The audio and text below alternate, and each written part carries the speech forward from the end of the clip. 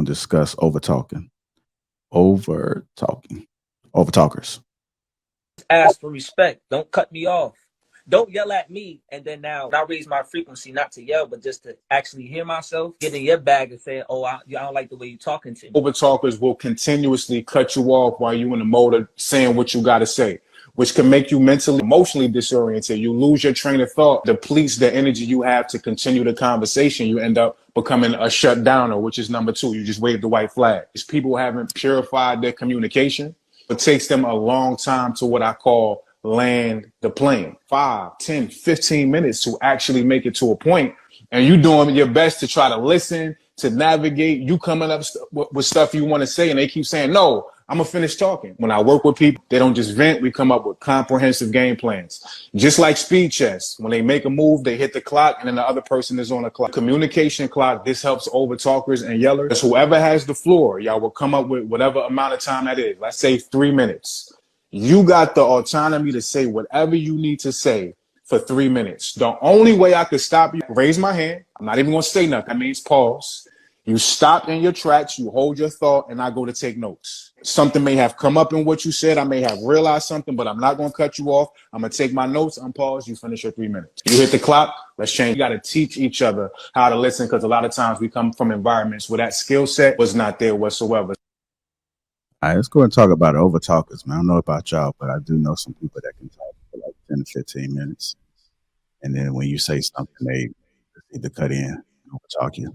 Sir, here, I'm going to go ahead and start first. Over talkers. What are your thoughts about this? This is really important when it comes to communication, as you know, with everyday people, including your marriages. So go ahead, sir. Excellent question. So I think it's disrespectful, and it comes from a place of arrogance. Like for somebody to be in a thought, and for you to think that what you have to say is so much more important that you're not even actively processing what they're saying. Like you're just listening and you're waiting for a break in speech so you can say what you already want to say. You're not even listening.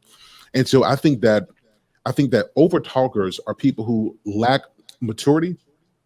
Like they're not emotionally regulated. So they're impulsive when they talk, and they react to what's being said, and they're not even really responding to what's being said.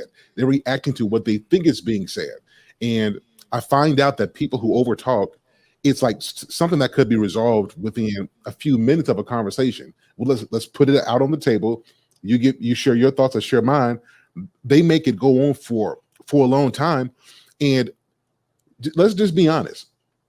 Unless you have the patience of a saint, most of us will get frustrated and cuss them out or let them know about themselves, because it's frustrating.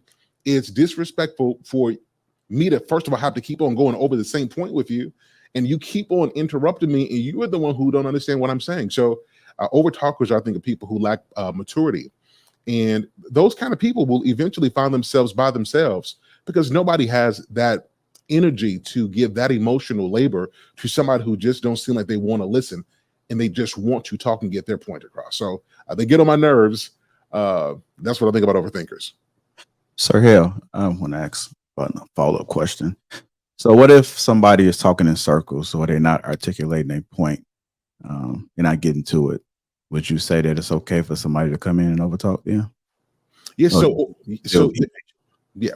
There's a difference between, and I think the guy alluded to it in the clip. You raise your hand and hey, let me ask you a question here, and let's re-steer us. Let's get us on track. We've all had kids, right? We've got kids, and if you got small kids, you have had your kids walking after school and just go on and on and on and on. And when they're talking in circles, you kind of re-steer by asking them a question to get them back on track. I think that is perfectly fine, and it shows that you are actively listening. So I think in that case, a respectful interruption is appropriate. All right. Go ahead, Brother Hank. I'm gonna get it right this time, goddamn me. I ain't gonna get me like you did last time. Yeah, that Sir Hale's right. That is a very, very much a form of disrespect. I had to have this conversation before with my lady about that form of disrespect. I don't play that shit. It's not acceptable. It's not what we're gonna do. But the thing about it to me, it's like a lack of impulse control.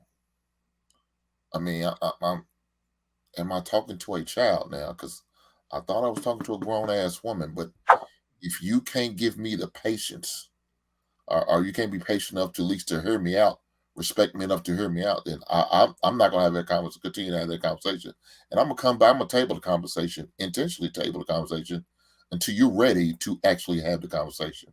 Because I talked about this before on Sunday. Talk about how a lot of ladies will say they want to talk, but talking means there's an interaction. I'm listening, you're interacting with me, and you're listening. But if it's just a one-way street, you're not talking. You're just lecturing. You just give me a goddamn lecture. Now, if that's what you want to do, or you just want to vent, then you need to say, "Don't we? Let's talk." Just say, "Let me vent," and I'll be patient enough. I'll listen to you. I'll let you get it all out, and then we'll go from there. Now, if you're looking for a solution after that vent session, I will get that for you.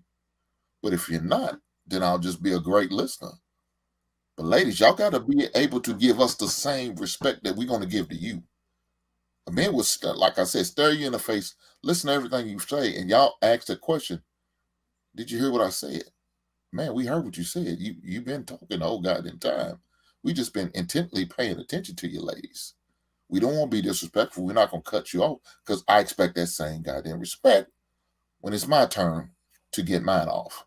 So yeah, over talking it's a bad thing, ladies, and it's to me, I think it's just a period of a lack of impulse control, and we got to grow up. JR, can I say this really quickly? So I believe this is from doing interviews and doing shows.